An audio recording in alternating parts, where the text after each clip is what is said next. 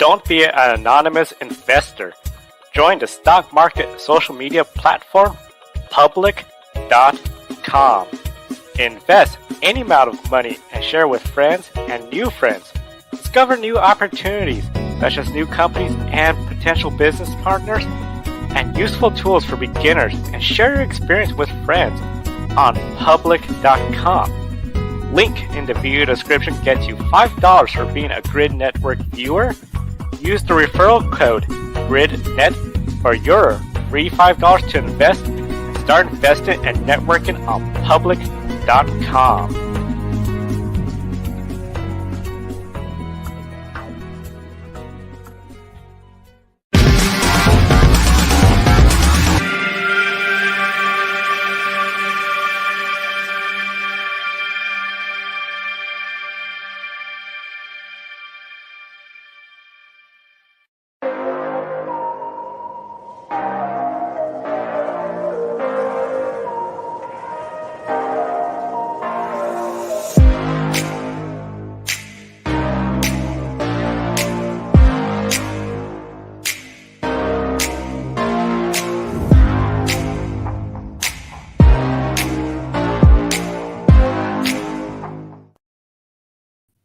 Hello, everyone. Welcome to the Women in Motorsports. Joe San Diego here, along with Daniel Zeri from Racers, the Girls Behind the Helmet.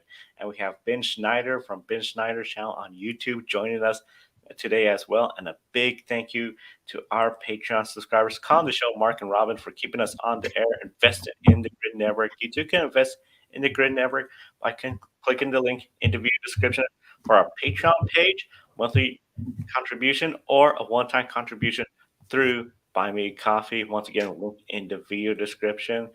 And overall, gentlemen, I know we've been talking quite a bit about the W Series this past Monday. Grid Encore, Ben and Joshua had a discussion about the W Series canceling the remainder of the 2022 season. Then Wednesday, Joshua, Daniel on Grid Tonight discussed the implications and challenges the W Series faced. In the video description, we have a link to Daniel's full response in regards to the W Series. Highly recommend everyone check that out. And we know Catherine Bonmier is working hard to rescue the series for 2023, securing sponsorship funds. Speculations, rumors are it may not be with F1 next year. We know originally the W Series was part of DTM in 2019. 2020 didn't occur due to the pandemic. Then it came back 2021 with Formula One. One of the big things, Formula One, of course, is always big, is you're sharing the stage with Formula One. However, we know some of the things, less track time compared to DTM.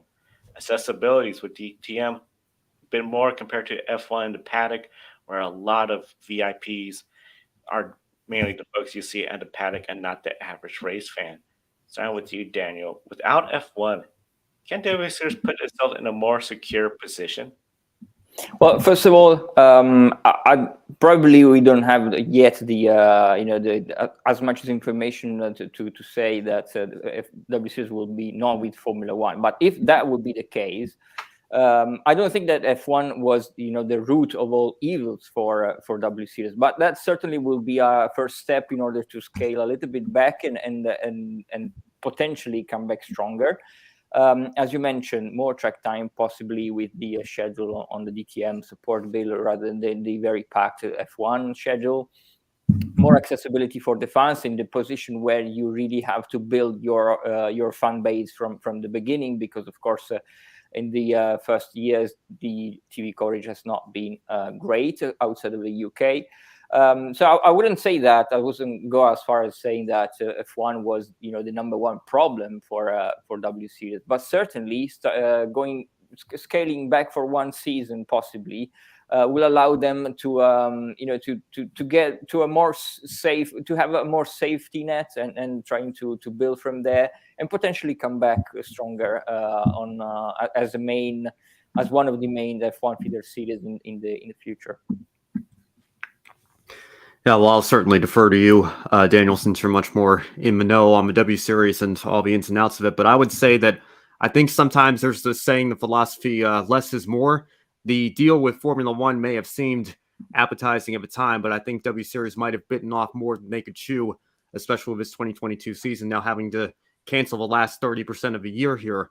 I think if you went back to being a sports series to something like a DTM, try to make it a little bit more European centric. I know we'll get to that in a follow-up question here, but I think the jump to Formula One, again, to be associated with a series like that, it may have looked good on paper, but the financial implications of it, I think, may have hindered W Series a little bit. And I think it might be better for their security, especially trying to regroup and reorganize for 2023, if maybe they take a step back in order to take 2 steps forward, so to speak. And one of the things, of course, with that season being essentially called off for the remainder of the year, we saw where it came down to a sponsor mispayment and had some folks discussing about what are the different types of sponsorship levels, commitments, and without those sponsorship, how viable are most of the series around the world. W Series, one partnership derailed the 2022 season, but with potentially an easier schedule next year, they could be looking at rebounded. And of course, one of the big things with Formula One is that big international audience of fans. Outside of Europe, you go to North America, Japan, China next year, a lot of countries that we often don't talk about except when it comes to Formula One visiting there. Now, coming to North America, that always seems to be a very big deal because along with the European market, you have the American market here, race fans all over the United States, whether it's NASCAR, IndyCar, and then of course when they hear, hey, there's females racing in an all-female series, that has to get a huge amount of people interested, especially since in the United States, we have a huge market of professional women's sports, WNBA, soccer, a lot of activities going on. However, with races in Europe, that's an early morning wake-up call for a lot of American fans, especially in the West Coast.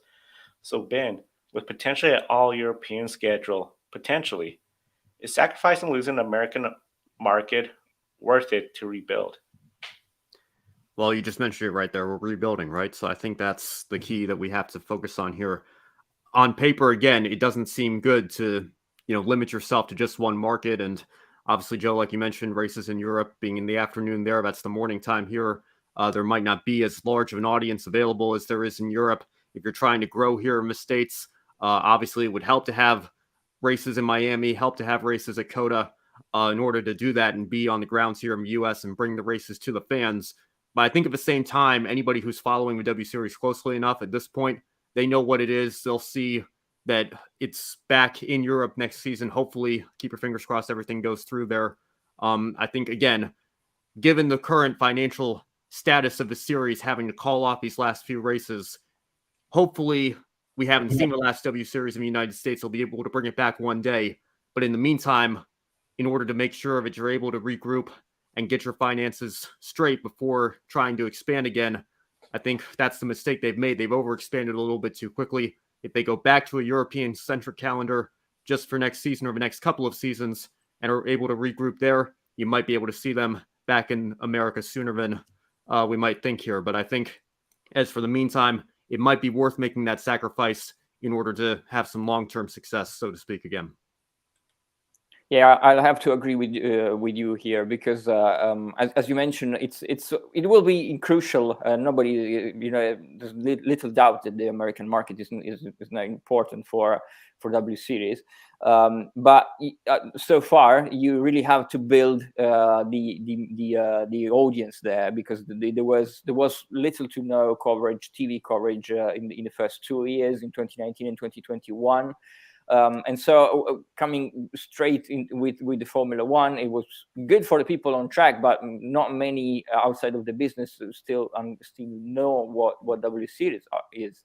So I believe that W Series will have to find, if they scale back to a European-centric calendar next year, they will still have to try to get an opportunity to involve, to engage with the American fans, because they will really have to get some good TV coverage there, possibly bring the drivers to some special events there, even if it's not for a race that you have all the massive logistics and stuff, but still try to get the engagement with the American fans to build from there.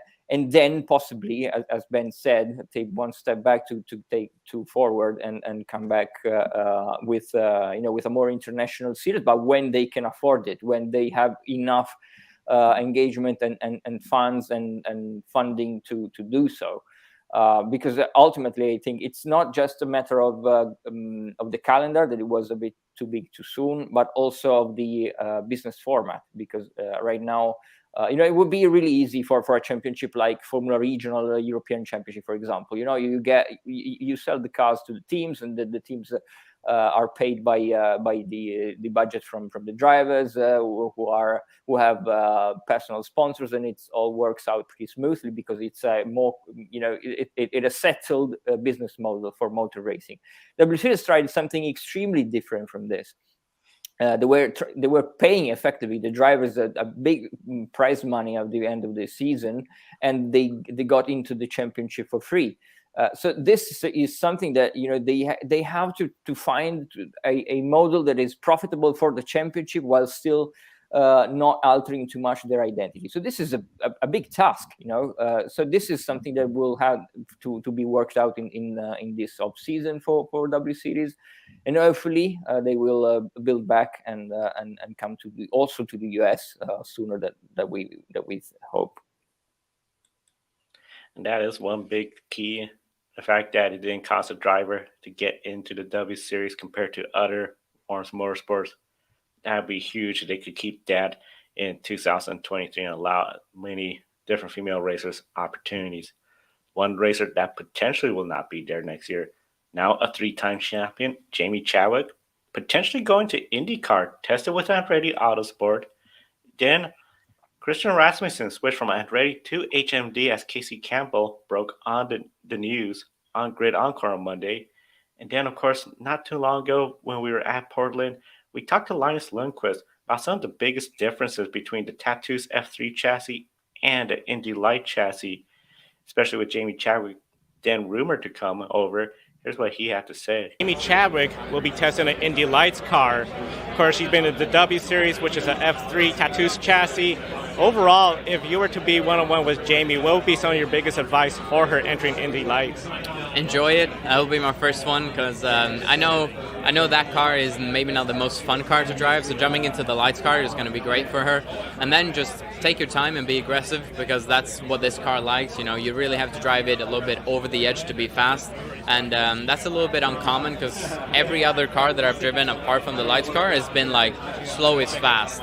But this one, it's way opposite. So it takes a little bit of time to get used to, but once you get the hang of it and get a lap together, it's very, very rewarding. Now we know after Jamie Chadwick tested the Indy Lights car at Sebring, she said she enjoyed it, had a big smile in that interview. Daniel, will Jamie be the first test of what a W Series can do on a higher level outside of the W Series? Well, yeah, she has a big weight on her shoulders because, of course, she represents in a way all the female racing drivers, which shouldn't be the case because she's just one driver. But still, at this point in time, this is what happens when you're still in a groundbreaking position. So yeah, definitely she will have to prove what the W Series drivers or the drivers that are coming through the ranks here in Formula 4 and Formula Regional level can do in the US. And I think, as Linus Lundqvist perfectly summed it up. She will have to adapt to the car, to learn. We have to give her a little bit of time to learn the car and the tracks because they are quite different from the ones that she's used to in Europe. When I was talking with Tatiana Calderon, also said the same things. You are racing for all your life in a certain type of racing, then you change the car and the tracks also. But I think yes, she has a very good opportunity to showcase her talent once she will get used to the car, and we have we must give her some time to adapt. But I think ultimately she will prove a lot of people wrong with her debut if she ultimately ends up in Indy Lights that we all hope for. Yeah, well, I think absolutely she's going to be the first test of what a W Series champion can do on a higher level because she's the only W Series champion. I think it would be borderline tragic if she ends up back in the W Series next year. I think that absolutely can't be an option at this point. There was already enough frustration that she had to come back this year. So certainly you would hope that she could get an opportunity, if not in Indy Lights, somewhere else to be able to showcase her talent. Just thinking back, a follow-up to the last question real quick, talking about the Americas. I know obviously Caitlyn Jenner's involvement with the W Series as well with Jamie's team. And there's, a couple of American drivers vying for seats there and, involved with the series. So I think that could potentially keep the American market interested as well. It's just a follow-up. I thought of talking about Jamie here, but in terms of what Jamie can do, having her in America next season would certainly be great as well here in Indy Lights. And I think, Daniel, you're absolutely right. She could prove a lot of people wrong, go out and have some success. Again, we're going to have to give her some time because it's always a little bit of a transition to jump from one car to the next. But I think if you give Jamie enough time, give her maybe 1 or 2 seasons, you could see some podiums and maybe even a couple of wins in the Indy Lights series in the future. And of course, Indy Lights, part of the road to Indy. Definitely will be following all the news on that. Encourage everyone to subscribe to Grid Network, Grid Encore, Ben, Brandon, Joshua, and Casey will always be following all the news when it comes to a lot of the feeder system around the world. One of the series we're going to be talking about next, and it's probably one that's going to be discussed on Monday's show, the ARCA Menards West Series. We have 4 female racers, and for the first time in a NASCAR-sanctioned event, a mother and daughter are competing in the same race. Sarah Burgess is making her ARCA West debut at the Star Nursery 150 at Las Vegas Bullring. This isn't the 1.5 mile oval. This is a short track nearby the 1.5 mile oval where you see the Cup and the Xfinity Series. Now, of course, Sarah is the mother of Bridget Burgess. Both of them going to be racing against each other. Here's what they had to say about inspiring more women in motorsports.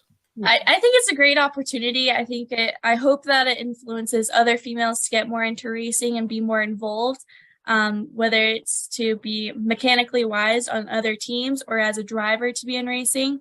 I think it will just be a huge influence for young females to get into. I second that as well. I mean, it's so many more women getting involved with NASCAR from so many different levels, sitting on the pit box to marketing and so on. So encouraging more women to get involved and go outside their comfort zone and try something different is definitely what I'd love to be able to share that experience with everybody. Now, Ben, Daniel, mother and daughter racing. We had a bunch of father and sons out there on the track get attention. How huge of a moment is this, especially in motorsports? You have a mother and a daughter racing on the same speedway. Well, Joe, it's absolutely huge, not just for the Burgess family, not just for ARCA and NASCAR, but for all of motorsports. Like you mentioned, we've had plenty of fathers and sons. We've even had a father and daughter with Mike and Chrissy Wallace at Talladega in the Truck Series several years ago, but never a mother and a daughter.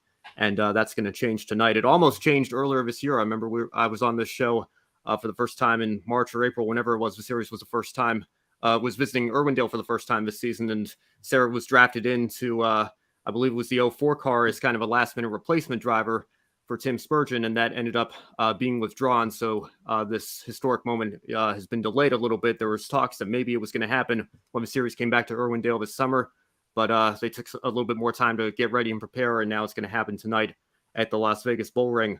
But for the Burgess family in particular, this is a huge, huge moment. This is a family and a team that has, really done so much with, the limited resources that they have. Bridget's outperformed her equipment a couple of times this season, particularly on the road courses. Sarah's, hands-on and involved with the team as well. Most weekends she works as Bridget's crew chief, and Bridget is kind of a throwback back to the old days when everybody kind of owned their own cars and worked on their own cars. A lot of younger drivers coming up now, they're so focused on their driving. They're in a simulator all the time. They don't know as much about the ins and outs of the mechanics as Bridget does, because Bridget, being on a limited budget with not a whole lot of employees and team members, you see her on social media. She's out there working on her own cars every single weekend, getting them ready for these ARCA Menards Series West races. So it's a great, great moment for them. And then obviously the historical significance as well, to have a mother and a daughter on the same track racing against each other.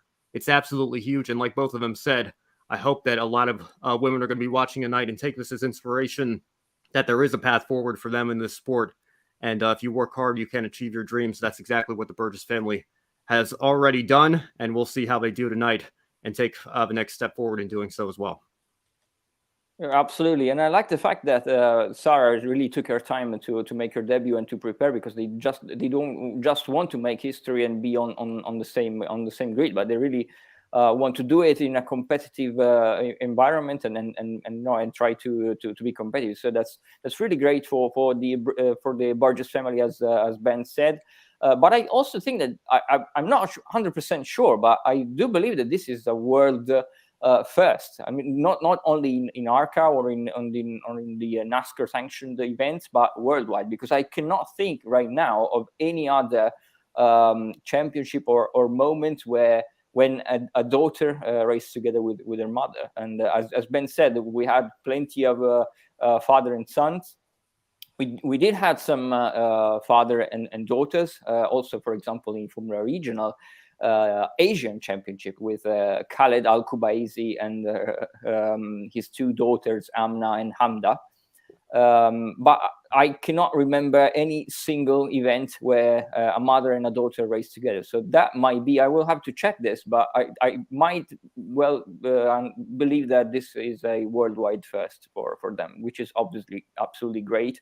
And hopefully it will really show that it's motorsport is not just a thing that you do with with father and son, but also mother and daughters can be involved. Be very exciting to see the two of them on the track tonight, as you mentioned. And of course, one of the big things, Bridget, she is running full time in the ARCA Menards West Series. Right now, she is 7th in the points.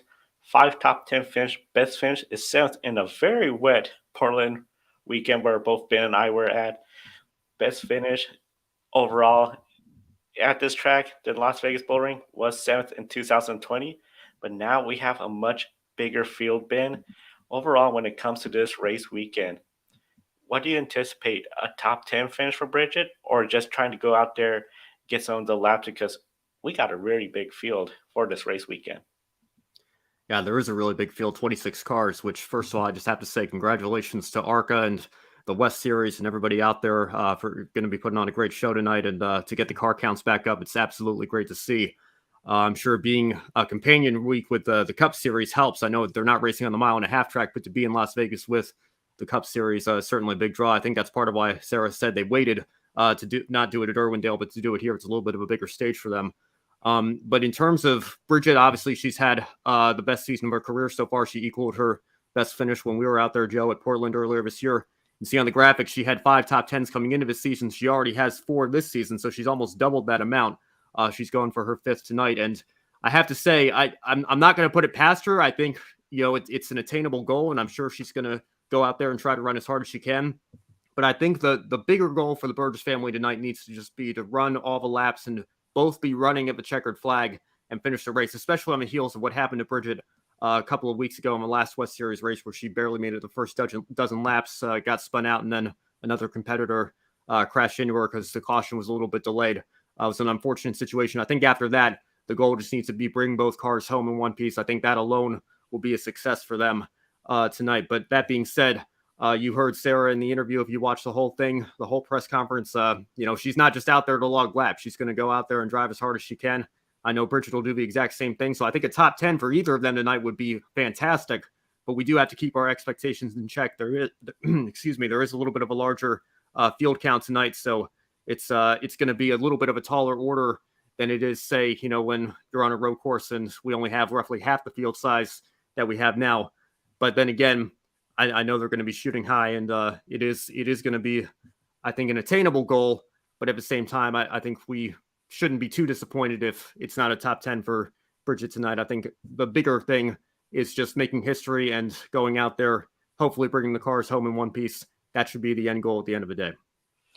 And along with him, we got Katie Hedinger. She is making her debut with Young Motorsport, winningest female driver in Hickory Speedway. And of course, Hickory, a lot of American race fans know that is a historic short track where a lot of NASCAR legends have started. And she's only 15 years old. Ben, what would we say would be a good debut race weekend for her, especially at such a young age?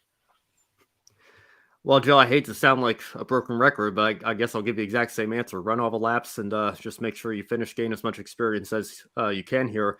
Katie's story is an interesting one. I first saw her name a couple of months ago at the North Wilkesboro Cars Tour race that Dale Jr. was participating in, that Carson Quapple, his driver, won. Katie qualified in the middle of the pack, ended up falling back during the race. I believe she ended up 26th.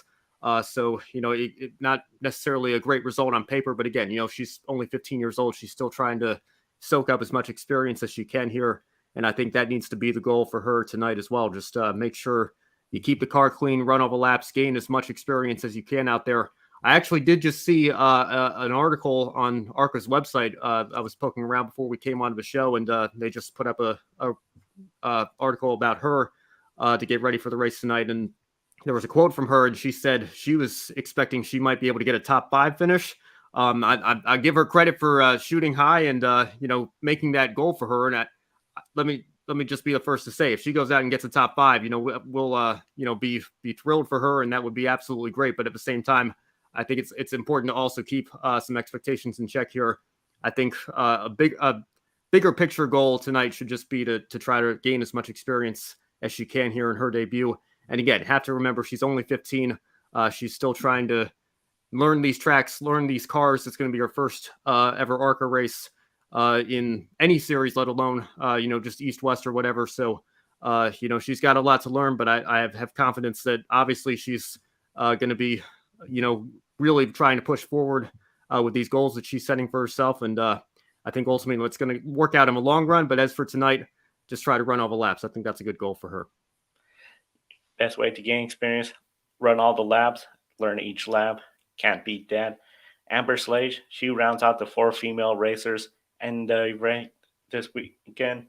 Ben, we don't talk much about the ARCA West on this show. For first-time viewers, what could they anticipate, and what are some of the storylines entering this race weekend?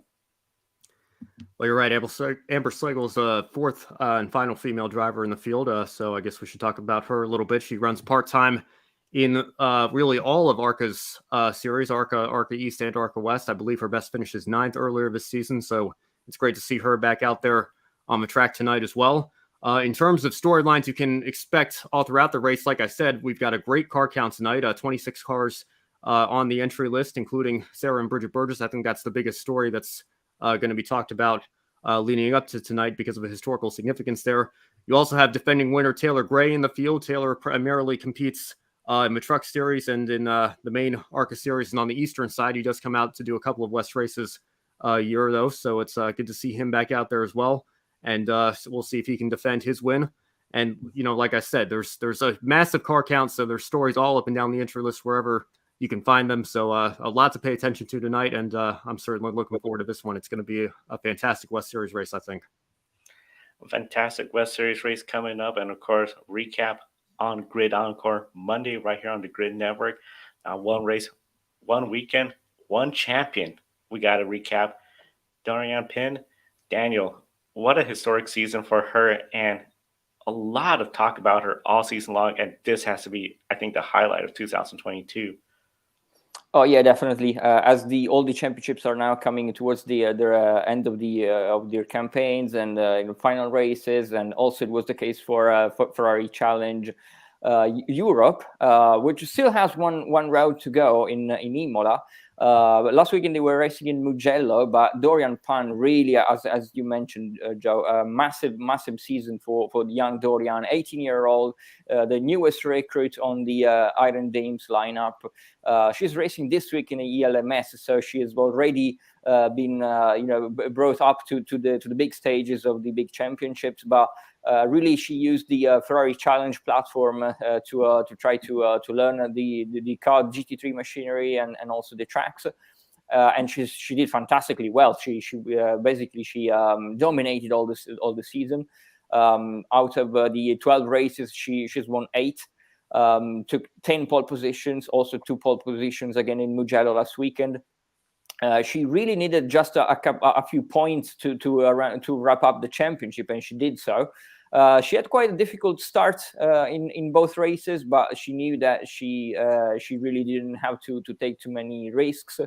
So I believe she also showed the maturity and She looked at the bigger picture, never took too many mistakes, too many risks, and that could have potentially ruin the season.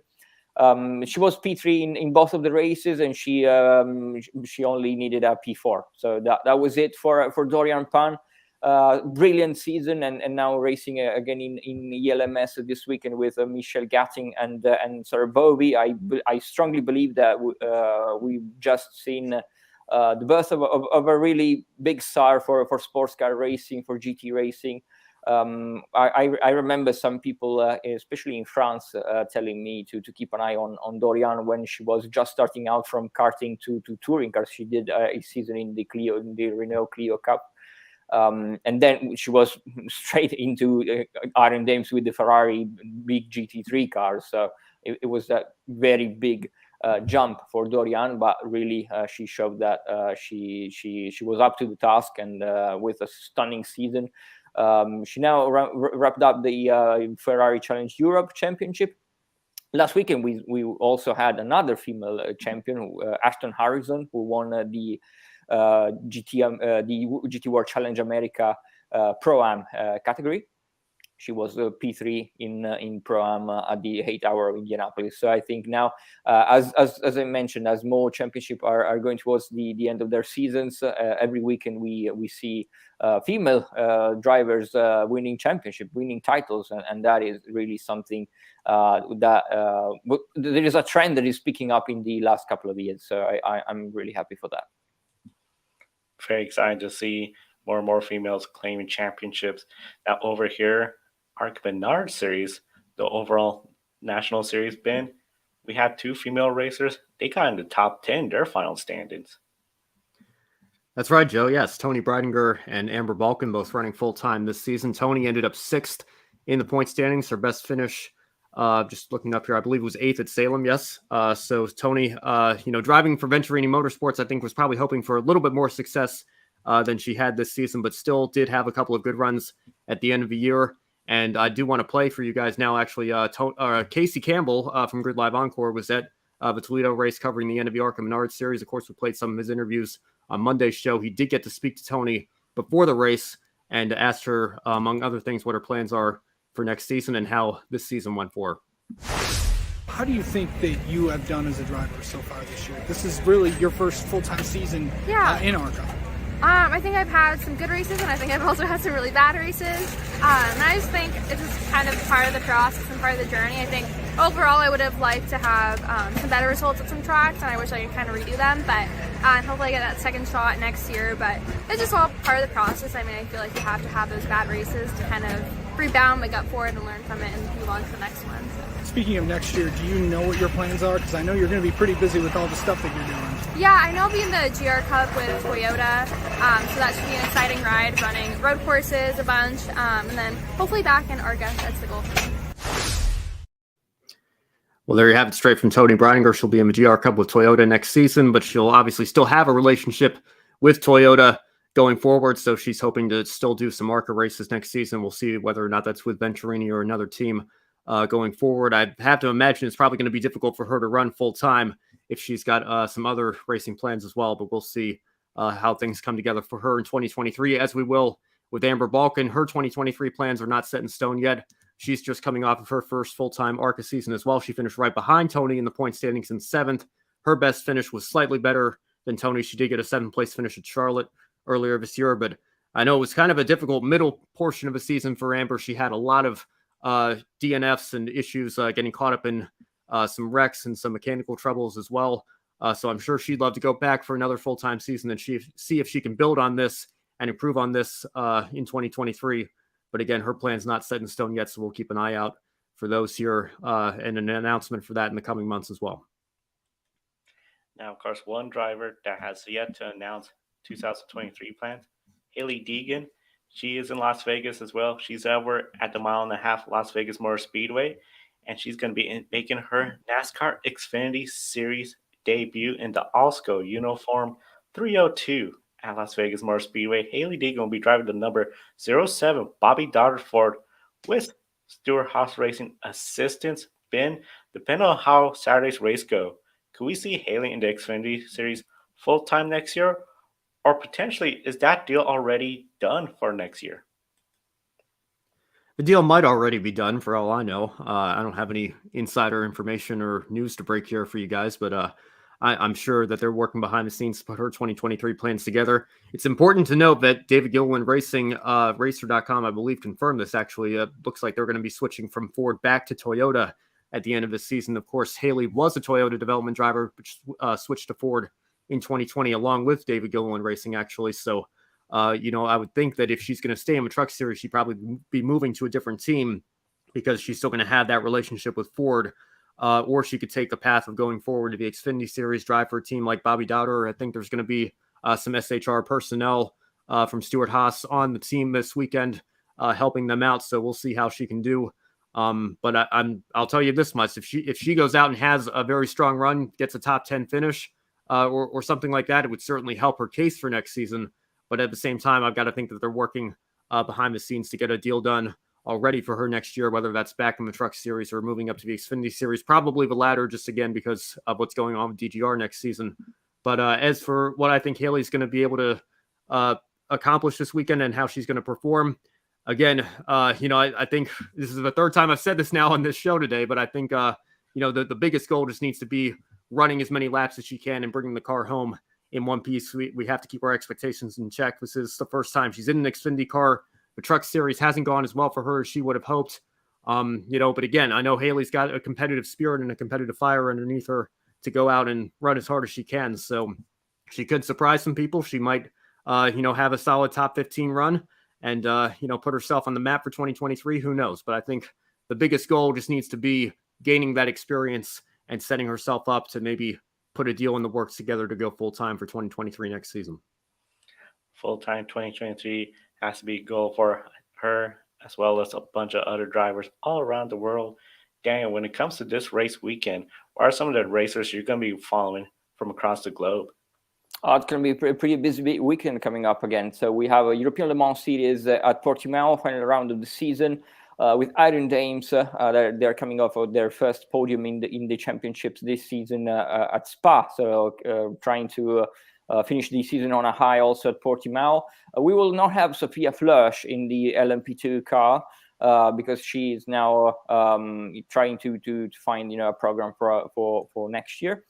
Interestingly, also at Portimao, we have the Michelin Le Mans Cup with Belen Garcia, W Series driver that she finished in the top 5 in W Series. She is making her debut in LMP3 category, so that's going to be also very interesting to follow.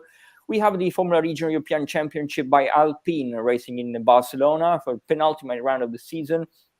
And interestingly, we also have a new driver here because Amna Al-Kubaisi, the sister of Amda, will make her debut in the championship. Hamda has I texted with her in the last couple of days, and she cannot be in the last 2 rounds at Barcelona and Mugello because she's studying at university and she had some exams in university, so she cannot attend. And Hamna will make her return. She last raced at Formula Regional level in the winter last year, so it's going to be a little bit of a our comeback for her. The grid is huge. We have 35 cars this weekend in Barcelona, so I think she will mainly just try to get back into the rhythm, and hopefully she will do some more Formula 3 regional in the Asian Championship this winter. Then we have a GT Open with the return of Rima Jufali, the Saudi driver.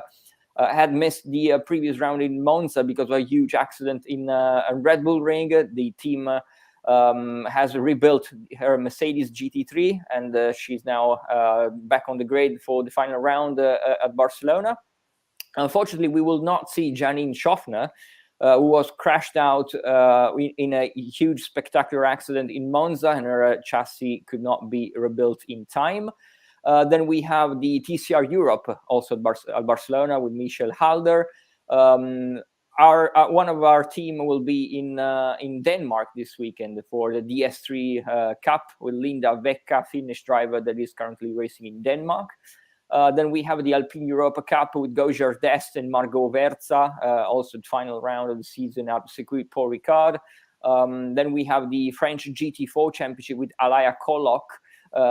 She was racing in Euro NASCAR, and then she's switching to GT4 cars because she was not really happy about the driving standards in the past weekend, and she said that she's not she's not ready to get injured for a race, and so she's switching to the French GT4 Championship. We have also the French Midjet Championship and the GB4 Championship in the UK at Donington with 4 female drivers there: Megan Gilks, Logan Hanna, Chloe Grant, and Jessica Edgar. British GT with Mia Fluid also are racing at Donington. The Porsche Sports Cup Germany last round at Hockenheimring with Kerry Schreiner. Kerry Schreiner won a championship already this year, the GTC championship also in Germany, and she is going for her second title this year. She is leading by 3 points coming into the final round. And also Laura Marie Geisler is racing in that same category. And as you mentioned, as you previewed, we have also the ARCA Series West and the NASCAR Xfinity. So pretty busy weekend coming up. And of course, for such a busy weekend, we encourage everyone to visit the website, Racers Behind the Helmet. There you can follow all the races going on, including the ARCA Menards West, see all the drivers competing and all the races throughout the weekend. And of course, on the homepage, you'll find stories to some of the latest articles about some of the female races all around the world. Once again, that is racersbehindthehelmet.com, and we are all out of time for today's show. We thank everyone for tuning in. Be sure to invest in the Grid Network. Click on the link to our Patreon or buy me a coffee. Once again, big thank you to calling the show, Mark and Robin, for keeping us on the air. And if you want to invest in the stock market, be sure to visit public.com, download the app, use the referral code GRIDnet for free stock, and use their tools to learn more about investing in the stock market. So you're not just going there without any idea of what to do. You can use their daily podcast tools to learn and invest wisely using public.com. And of course, tomorrow, Grid Live pre-race, we're going to preview MotoGP, NASCAR Cup Series. Then we'll recap it all on Sunday. Monday, Grid Encore, we'll discuss more about the ARCA Menards West Xfinity Series. Then Grid Tonight, Wednesdays, and then we're back all over again next Friday right here. For Ben Schneider and Daniel Zeri from Racer Girls Behind the Helmet, I'm Joe Samaniego. Thank you for watching today's program. We'll see you next time. Don't be an anonymous investor. Join the stock market social media platform, public.com. Invest any amount of money and share with friends and new friends. Discover new opportunities, such as new companies and potential business partners, and useful tools for beginners, and share your experience with friends on public.com. Link in the video description gets you $5 for being a Grid Network viewer. Use the referral code GRIDNET for your free $5 to invest. Start investing and networking on public.com.